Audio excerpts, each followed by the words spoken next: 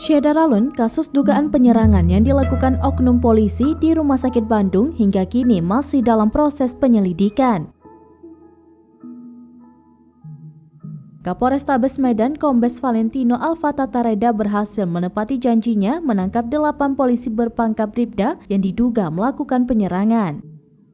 Dari informasi yang dihimpun, 8 polisi berpangkat Bribda itu masih dalam pemeriksaan penyidik Polrestabes Medan.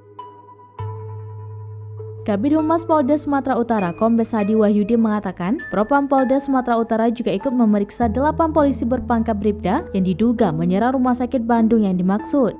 Ia mengatakan setelah kejadian, penyidik dari Polrestabes Medan juga turut mengamankan CCTV yang ada di lokasi, sehingga didapatilah rekaman wajah para pelaku penyerangan. Belum ada penjelasan juga mengenai sanksi apa yang akan diberikan kepada polisi baru yang sok jagoan ini.